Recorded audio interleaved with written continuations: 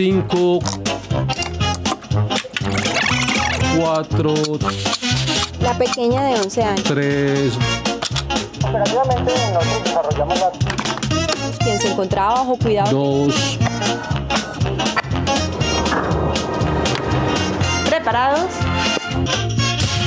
1. Al aire.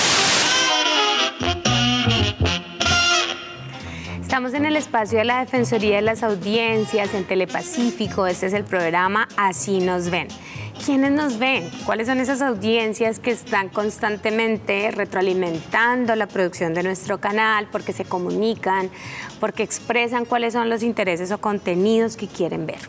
Vamos a hablar de eso hoy aquí, además de un concepto que circula también a la hora de revisar los contenidos noticiosos sobre todo, y es el sensacionalismo. ¿Qué es eso? ¿Qué entendemos por eso? ¿Nos identificamos con contenidos de este tipo o no? Y para ello hemos invitado, y les agradecemos por estar aquí, a Mayra Alejandra y a José Willington, que nos acompañan y que nos van a dar su perspectiva acerca de cómo están viendo ellos la producción audiovisual hoy en día. Voy a empezar con una pregunta muy concreta. Mayra Alejandra, ¿tú ves Telepacífico? ¿Cuáles son los programas que te llaman la atención del canal? Pues hay programas en la franja infantil, por lo general, porque tengo dos niños pequeños, entonces me parece muy interesante toda la franja infantil de las mañanas, porque es muy enriquecedor para ellos. Entonces les gusta las canciones, lo que les enseñan. Por ejemplo, hay un programa que no recuerdo en ese momento el nombre, pero es de dos animados que son como del Chocó y cuentan toda una historia y unas vivencias familiares y también con sus abuelos, que me parece muy bonito, y a ellos les encanta porque aprenden pues como el valor de la familia, pero también cantan las canciones y hacen como todo un recorrido con ellos de esas experiencias que ellos tienen. Entonces, pues la verdad, nosotros en la mañana sí ponemos Telepacífico y les ponemos esos programas porque nos parecen muy divertidos, y después de ellos hay como una franja de preguntas. Pues mi hijo mayor tiene 6 años y él ve también, entonces hay cosas de cultura general, le gusta mucho la parte del universo y todo, entonces hacen preguntas de eso y él aprende, ¿no? Entonces también lo lleva a que tenga un pensamiento crítico y se cuestione de eso, y también que me haga a mí también cuestionar y buscar, porque a veces hay cosas que uno nos ha enseñado en el colegio, pero pues uno ya, a esta edad, uno ya se le ha olvidado muchas cosas. Busca como otras fuentes de información por ahí. Exactamente. Y en tu caso, Willington, es decir, tú tienes 20 y pico de años y digamos que unos intereses y una formación distinta. ¿Tú qué consumes audiovisualmente? ¿Lo haces en pantalla, en celular? ¿Cómo es? A mí personalmente me gusta mucho la cultura general, lo orgánico. O sea, casi no soy amante como a la tecnología, así como a la IA, como a cosas así sacadas de la realidad. Yo consumo más cosas orgánicas, cosas egipcias, cosas así, cosas... Claro, estás alejado como de esos contenidos masivos y que son como estridentes o que le llaman la atención a uno porque tienen un titular demasiado tentador, y entonces vas y te metes, y yo quisiera hablar de eso con ustedes porque veo que son televidentes que están parados, digamos, en una orilla que es un poco más formal, se puede decir. Willington nos dice, no soy muy de consumir cosas atravesadas por la tecnología, pero entonces Mayra es mamá, es docente y tiene otros intereses que están más del lado de lo educativo. Conozcamos la voz de uno de los comisionados de la Comisión de Regulación de Comunicaciones, que nos ofrece un panorama un poquito más amplio para hablar de cuáles son esos contenidos que no están alineados con estos intereses que hemos expresado aquí y que están más del lado un poco como del sensacionalismo o de ese llamado de atención que está muy subrayado y que a veces entra como en un momento de crisis en las audiencias. Veamos. La libertad de expresión efectivamente debe ser regulada para que sea garantizada, porque si no hay regulación que garantice la libertad de expresión, pues tampoco hay libertad de expresión. Entonces, digamos, es un poco como el ejercicio de qué es primero, la libertad de expresión o la regulación, y son las dos al mismo tiempo. Cada uno de nosotros asumimos desde nuestras, digamos, condiciones emocionales, desde nuestras condiciones de conocimiento, desde nuestras experiencias de vida, los contenidos. Entonces, un mismo contenido no es recibido de manera igual por todas las audiencias. Cada audiencia lo siente de manera distinta. Entonces, regular la sensibilidad en sentido amplio es muy complejo porque además lo audiovisual, como la televisión, opera precisamente o apela a través de la imagen, los sonidos y demás, apela a los sentidos. Quisiera retomar un poco lo que comenta el comisionado al final, Mayra, y es, tú tienes hijos y cuidas lo que ven tus hijos, los temas que le interesan. ¿Qué cosas no deberían ver a esa edad y que tú, digamos, de pronto cuestionas cuando ves televisión? Bueno, es que hay noticias que, o sea, que sí hay que contarlas, porque las realidades no se pueden ocultar y más, pues, para toda la audiencia. Los niños también tienen que estar pues como en el contexto, porque no los podemos meter como en una burbuja donde los protegemos tanto que no saben cuál es la realidad en la cual ellos se encuentran. Pero también cómo esas noticias son contadas para ellos, porque también tenemos que tener en cuenta que ellos pues se van a preguntar muchas cosas que para nosotros los adultos va a ser bastante complejo poderle explicar en una realidad tan pequeña y en un contexto tan pequeño en los cuales ellos viven. Entonces hay cosas que las noticias en momentos nosotros ponemos el noticiero y vemos las noticias, pero cuando vemos que ya hay un tinte muy rígido para ellos, decidimos cambiarlo o pararlo allí y explicarles de qué se trata. Pues desde un pensamiento un poquito más objetivo y no tan amarillista o no tan dado a cuál es como generar más controversia con ellos, sino más bien qué podemos hacer nosotros como sociedad desde ellos tan pequeños a generar un pensamiento crítico y que ellos puedan separar la idea, ¿no? Entonces, ¿cuál es el mensaje de la noticia? Sacando por un ladito lo que se quiere decir, o sea, la noticia como tal, la verdad, pero también sacando por un lado los comentarios que pueden llegar a agredirlos a ellos, pues dentro de su integridad, ¿no? Entonces, nosotros sí vemos noticieros y leemos con ellos, porque, por ejemplo, hay cosas que cuando hay una masacre, hay violencia, ellos preguntan, ¿qué es eso? ¿Y por qué se da? Porque esos niños viven eso y pues nosotros vivimos en otra realidad. Entonces, es de explicarles que pues son contextos diferentes, que son situaciones que se presentan que no los buscan los niños y que nosotros como adultos estamos invitados a protegerlos y a cuidarlos dentro de este contexto en el que vivimos. Entonces, no es tampoco cerrarlos, pero también invitarlos a que ellos reflexionen dentro de su niñez, dentro de su infancia, qué es lo que ellos están aportando y que vayan como construyendo una idea y un pensamiento crítico desde pequeños para que cuando lleguen adultos pues no se vuelvan, vulgarmente dicho, como los del montón, sino que tengan una idea de qué es lo que la sociedad está presentando y puedan decidir si quieren estar dentro de ese contexto de manipulación de ideas o por general pueden estar un poquito al lado y hacer el comentario o un pensamiento más crítico y reflexivo de la situación.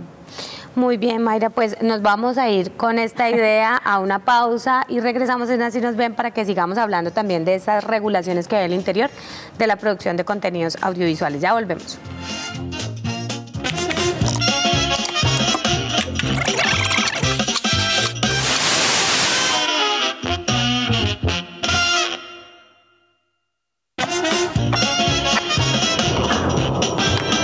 ¿Preparados?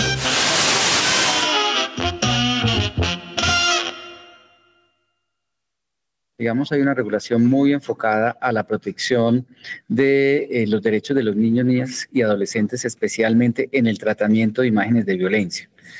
Hay una regulación muy estricta para la presentación reiterativa e intencionada de imágenes de violencia, ¿cierto?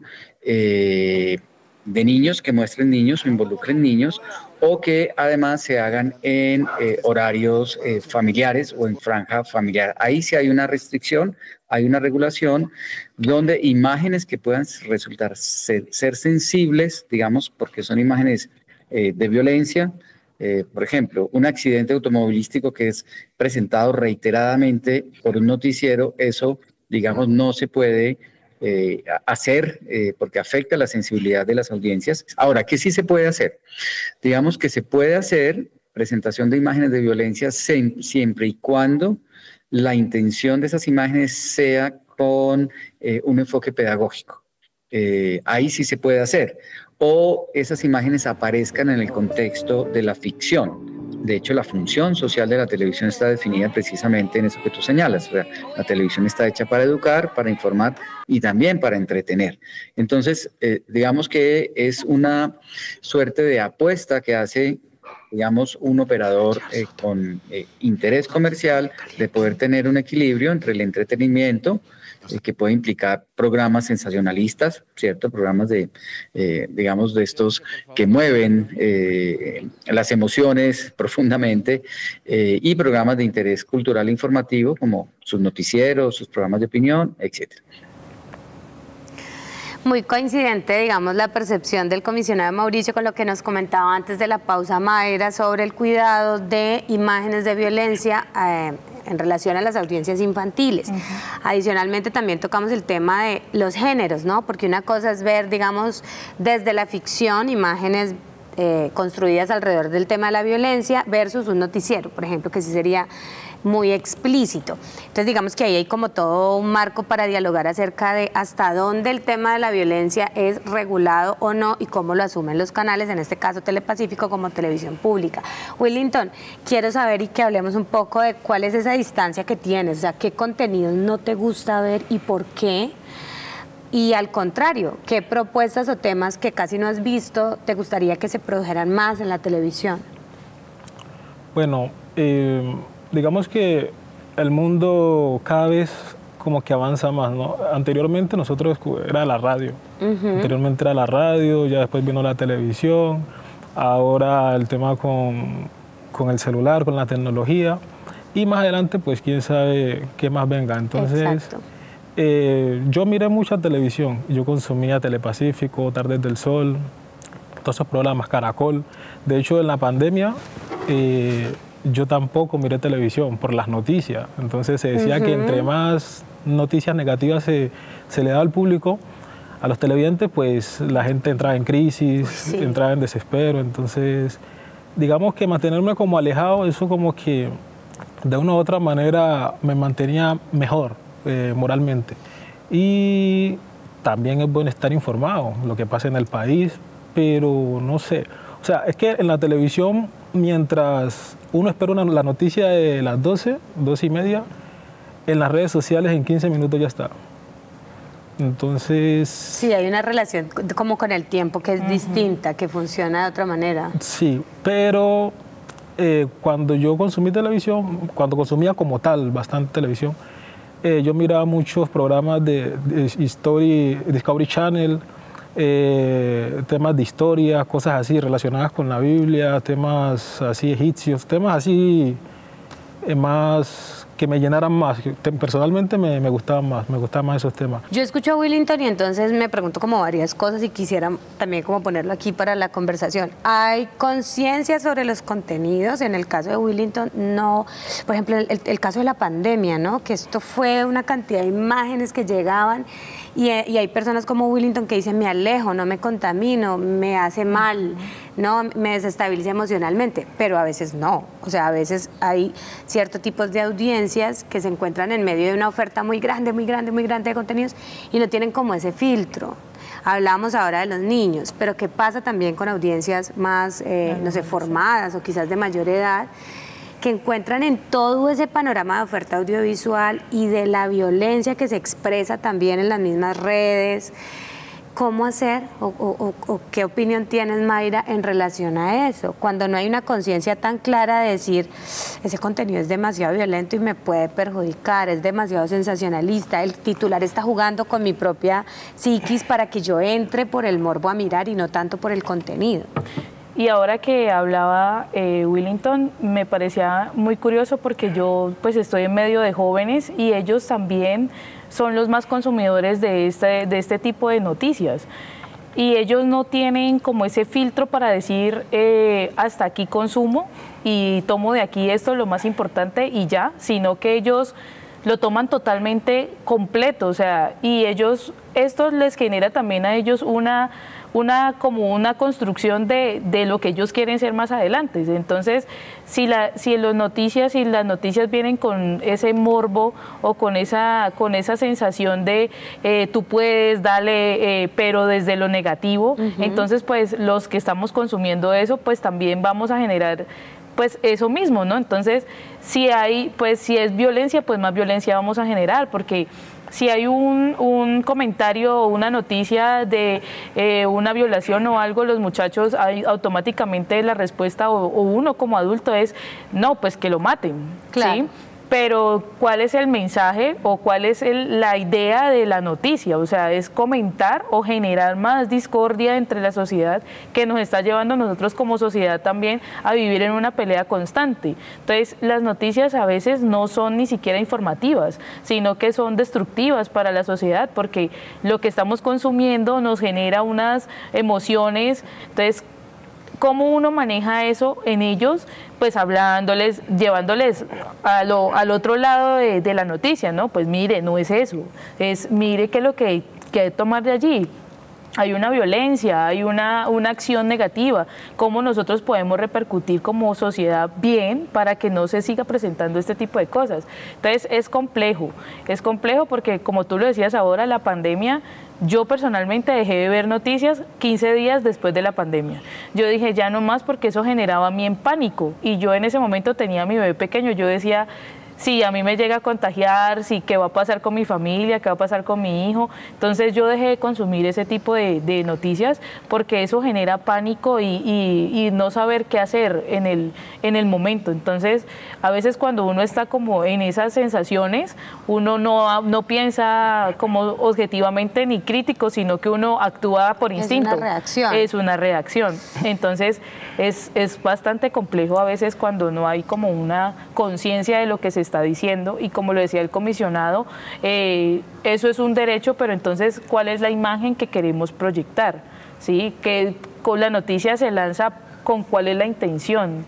Y yo creería que las noticias deberían de ser un poco más objetivas y no inclinarse hacia el hecho de tener una imagen negativa de la acción, sino de qué podemos hacer nosotros para mejorar esa acción. Porque, o con el ánimo de construir, no tanto solo de reaccionar. Vamos a hacer una pausa, ya volvemos en Así Nos Ven, porque el diálogo está súper chévere, además porque tenemos dos voces muy contrastadas de dos televidentes, así que bueno, nos vemos allá en un ratito, volvemos con Así Nos Ven.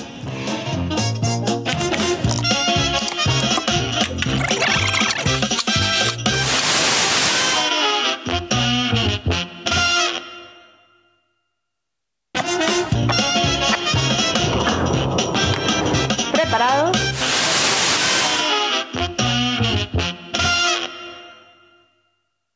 En el escenario de la televisión pública no se mueve tanto el interés comercial, eso pasa, digamos, a un segundo plano, sin que signifique que la televisión pública deba ser entretenida, deba informar, deba educar y también, digamos, deba tener audiencias, porque ese es un reto también. O sea, la televisión pública debe, en el buen sentido, competir con la televisión comercial digamos, en tener estéticas atractivas, en tener narrativas atractivas, en formatos atractivos y demás. Pero la televisión pública sí tiene una responsabilidad directa de generar otro tipo de beneficios sociales, ¿cierto? De mostrar aquellos aspectos que la televisión comercial no muestra. Deben coexistir las dos perspectivas, ¿cierto? Porque no es conveniente tampoco que si exista solamente solo televisión comercial, ni tampoco tener televisión, digamos, pública dedicada solamente a contenidos culturales o educativos. Hay que tener un balance.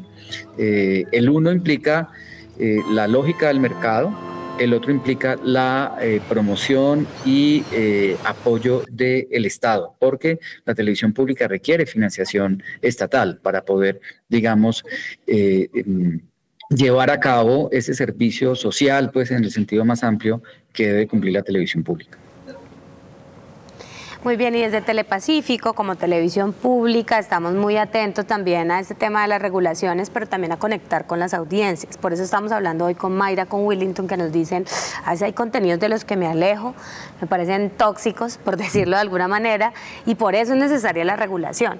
¿Qué pasa cuando no hay regulación? Por ejemplo, entorno digital, redes sociales. Para terminar ya nuestra conversación, el tiempo es muy corto, ¿qué opina cada uno acerca de los desafíos o los riesgos que hay en medio de tanta oferta, sobre todo en lo digital, que no está regulada? Willington. Pues yo pienso que lo orgánico se ha perdido demasiado. Una persona tiene un accidente, por ejemplo, y lo que hacen es grabar. En vez de la persona ayudar, lo que hacen es grabar. A veces uno ve cosas en redes sociales que uno no sabe si es mentira, es verdad, es montaje. Entonces se ha perdido mucho la sensibilidad. Se ha perdido mucho eso y, bueno, se me pasó algo que quería decir anteriormente cuando hablé. Hay un programa, no sé si todavía lo presentan en Caracol, se llama Doble Vía. Y me parece bien ese programa porque la gente se expresa lo que no le gusta de algún comercial, de algún programa, y me parece súper bien, hacía falta. No sé si todavía lo presentarán. O sea que conectas más como con esos programas que le dan la voz directa y ves a la persona real expresando su interés, no tanto como manipulado, digamos, el contenido. Exactamente, y que si de pronto algún periodista, algún presentador se le pasó algo por alto o hizo algo que no debía, que no fue del agrado para la audiencia, entonces la persona tiene la libertad de expresarlo. O algún comercial que estén presentando, pues la persona dice, no, este comercial me parece inadecuado porque me da asco, no sé, o sea, cualquier comercial. Por ejemplo, hay un comercial creo que era acerca de la gastritis. Y ese comercial creo que lo quitaron. Porque... Como espacios como estos, digamos, donde los televidentes opinan acerca de la televisión que se produce, ¿no? Sí. ¿Cómo lo ves tú, Mayra? O sea, ¿qué retos o qué desafíos o qué riesgos habrían ahí cuando el tema de la regulación no es muy tenido en cuenta? Pues lo que hablaba anteriormente, los muchachos y las personas van tomando como una línea o un patrón de comportamiento según lo que se va presentando pues en las noticias. Claro. Entonces la balanza se empieza a inclinar no a la empatía, sino a la agresividad, a atentar contra la misma sociedad. Entonces el riesgo está en que si nosotros no tenemos como esa manera de manejar bien las noticias, pues hasta qué punto las personas pueden tomar y poderlo desglosar y darle como un equilibrio al tema. Entonces es complejo porque si no hay como un buen manejo, las personas muy probablemente lo van a llevar como que se eleve, pero que no sea productivo. Entonces atenta contra la misma sociedad. Entonces, pues hay una frase que dice que violencia genera violencia. Totalmente. Entonces, ¿cuánta violencia puede seguir generando estas noticias y estos contenidos en las redes sociales? O cuántas tendencias, por ejemplo, de retos en los muchachos nos pueden llevar a que también los muchachos sigan creyendo en la ansiedad, en la depresión, por lo mismo que se está consumiendo en las redes sociales. Muy bien, pues muchas gracias, se nos acabó el tiempo, siempre decimos que es muy corto en televisión. Muchas gracias, Mayra, Willington. Cerramos este tema hablando y concluyendo también que el tema de la regulación es importante, pero de la autorregulación más. Y que desde los televidentes que nos han expresado exista esa mirada crítica para saber ese tema del sensacionalismo que... si cada vez es más evidente y lo descartamos o se produce de manera masiva, sobre todo en el entorno digital. Así terminamos, así nos ven. Muchas gracias por participar y a ustedes por conectarse con nosotros. Nos vemos en un próximo capítulo. Chao, chao. 5, 4, La pequeña de 11 años. 3. Operativamente nosotros desarrollamos la... Quien se encontraba bajo cuidado. 2. ¿Preparados? 1.